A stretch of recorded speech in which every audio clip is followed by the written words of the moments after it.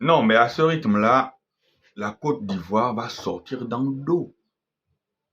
À ce rythme-là, la Côte d'Ivoire va, comme dans la blague, aller chercher une quatrième étoile. On est là assis, on regarde. La Côte d'Ivoire va sortir dans le dos. Sincèrement, c'est une équipe qui m'a donné du fil à retordre tout au long de cette année.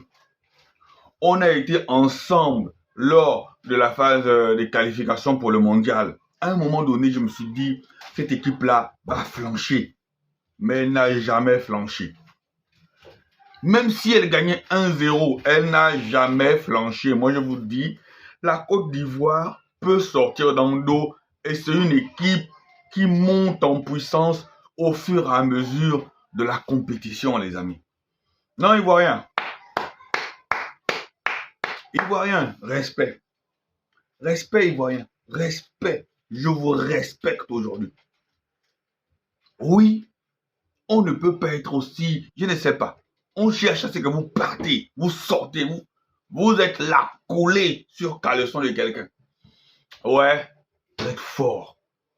Vous êtes fort. Non, mais hier, sincèrement, moi, je n'avais même pas, de toute façon, vous avez vu, hein, déjà au passage, bonjour à Valès Maximilien, Amel Thierry, voilà, Martial, Guy Martial Cao, Adonis Bis, Alex, voilà, les gars.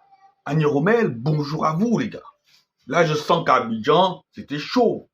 Abidjan était gâté hier. 3-0. De toute façon, moi, je savais que le Burkina Faso n'allait rien faire.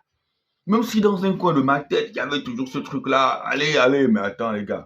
Dès le début du match, on a vu que la Côte d'Ivoire a pris en main le match. La Côte d'Ivoire n'a même pas laissé à ce Burkina Faso-là une chance. N'ont même pas laissé une chance. Mais Emers Faé, que vous l'aimez ou que vous ne l'aimez pas, reconnaissez que au fur et à mesure que la compétition avance, Emers Faé montre de quoi il est capable, les gars. Vous avez un vrai coach quand même, les gars. 20e minute, Amad Diallo. Mais Amad Diallo, comme je l'ai dit, Amad Diallo, c'est le facteur X de cette équipe-là. 4 matchs joués, 3 buts, les gars. Amad Diallo, s'il continue comme ça, moi, je ne suis pas très loin de lui attribuer le trophée de meilleur joueur de la compétition. Peut-être meilleur buteur. Bon, de toute façon, meilleur buteur, il n'en est pas loin.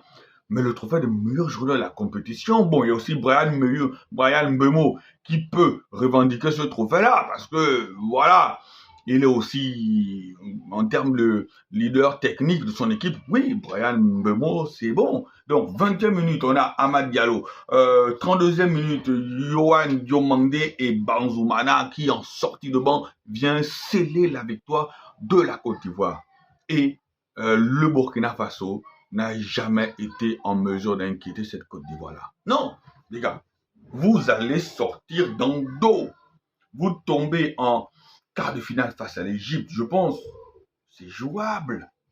C'est jouable. Maintenant, il faut un peu voir la configuration parce que la manière dont dans cette Coupe d'Afrique-là, on arbitre les pays du Nord, ce n'est pas la même façon, les gars.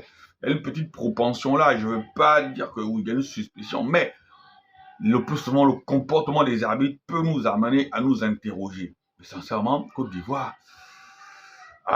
moi je veux dire que quatrième étoile en cours de téléchargement, parce que c'est là où maintenant il va falloir être solide. C'est là où maintenant il va falloir être solide. Dans cette équipe-là, il y a des jeunes, comme n'a cessé de me le dire Alex, comme n'a cessé de me le dire Valdez, comme n'a cessé de me le dire mes frères ivoiriens sur cette chaîne. Il y a des jeunes qui n'ont encore rien gagné.